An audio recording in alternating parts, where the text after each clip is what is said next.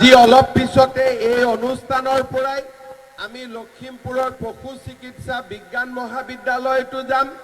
এসময়ত যিখন কলেজৰ স্বীকৃতি বাতিল হৈছিল সেইখন কলেজতে আজি আমি এটা অতিথিশালা, ইনডোৰ ষ্টেডিয়াম, শৰীৰ চৰ্চা গৃহ, কেণ্টিন আদি মুকলি কৰিম।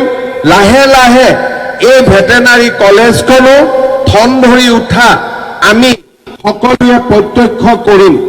শ্ৰদ্ধাৰ ৰাইজ, লখিমপুৰ চহৰৰ উন্নয়নৰ লগে লগে সমগ্ৰ লখিমপুৰ জিলাৰ উন্নয়নৰ বাবে আমি নিৰন্তৰ কাম কৰি আছো।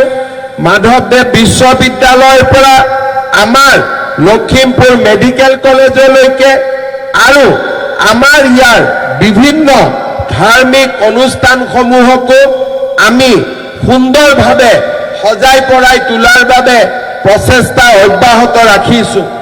যোৱা 4টা বছৰত সোৱণশিৰি নদীৰ ওপৰত আমি আৰম্ভ কৰিবলৈ লোৱা উত্তৰ লখিমপুৰ আৰু ঘূনাসুতি সংযোগ দলং বিকাশৰ এক জীৱন্ত উদাহৰণ হৈ ৰৈ যাব, যি আঁচনিখনে ঢকুৱাখানাৰ লগত লখিমপুৰৰ প্ৰত্যক্ষ সংযোগ স্থাপন কৰিব।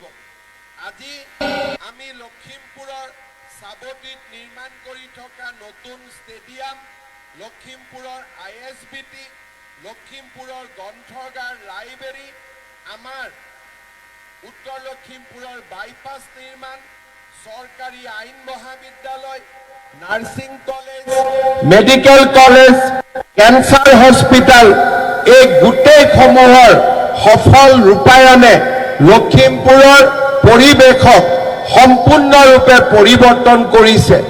এসময়ত বিশ্বনাথৰ পৰা লখিমপুৰ ধেমাজিক অসমৰ আটাইতকৈ অনুন্নত অঞ্চল বুলি ধৰা হৈছিল, কিন্তু যোৱা 4.5 বছৰত আমি কৰা প্ৰচেষ্টাই লখিমপুৰ, ধেমাজি আৰু বিশ্বনাথ জিলাক আজি অসমৰ আটাইতকৈ উন্নত জিলাসমূহলৈ ৰূপান্তৰ কৰিছে। শ্ৰদ্ধাৰ ৰাইজ, আমি আপোনালোকক নিশ্চিতভাৱে ক'ব পাৰো যে লখিমপুৰ জিলাৰ উন্নয়ন আমাৰ এক দায়িত্ব আৰু এই দায়িত্ব আমি নিৰন্তৰভাৱে পালন কৰিম আৰু আমি নিশ্চিত কৰিম যে লখিমপুৰ জিলাৰ ৰাইজে উন্নয়নৰ অকল সুবাস পোৱাই নহয়, অসমৰ ভিতৰতে লখিমপুৰ এক বিকশিত জিলালৈ ৰূপান্তৰ হয়, আটাইতকৈ উন্নয়নমুখী জিলালৈ ৰূপান্তৰ হয়। শ্ৰদ্ধাৰ ৰাইজ, উন্নয়নৰ লগে লগে আমি দুখীয়া দৰিদ্ৰ ৰাইজৰ হকে নিৰন্তৰভাৱে কাম কৰোঁ আৰু আমাৰ চৰকাৰে লোৱা কেইবাটাও আঁচনি, অৰুণোদয়ৰ পৰা মহিলা উদ্যমিতালৈকে অসমলৈকে আগষ্টৰ পৰা ডিচেম্বৰ মাহৰ ভিতৰত ৰূপায়ণ কৰাৰ বাবে আমি এক বিশাল কৰ্মযজ্ঞৰ পৰিকল্পনা কৰিছো। মোৰ বিশ্বাস সেই সময়ত মই আকৌ লখিমপুৰ জিলালৈ আহিম, ধেমাজিলৈ আহিম আৰু যোৱা 4.5 বছৰত যি আমি উন্নয়নৰ এক বটবৃক্ষ আমি ৰোপণ কৰিছিলো, সেই বটবৃক্ষডাল ডাঙৰ হোৱা আমি নিজ চকুৰে প্ৰত্যক্ষ কৰিম। শ্ৰদ্ধাৰ ৰাইজ, আপোনালোকে আমাক এনেকৈ আশীৰ্বাদ কৰি যাব, আমি নিৰন্তৰভাৱে আপোনালোকৰ কাম কৰিম। আজি মোক ইয়ালৈ আহোঁতে ৰাষ্ট্ৰীয় ঘাইপথ 4 লেনযুক্ত হ'ব লাগে বিহপুৰীয়াৰ পৰা, সেই বিষয়ে ৰাইজে কৈছে আৰু কেইবাটাও নতুন নতুন কথা মোক কৈছে।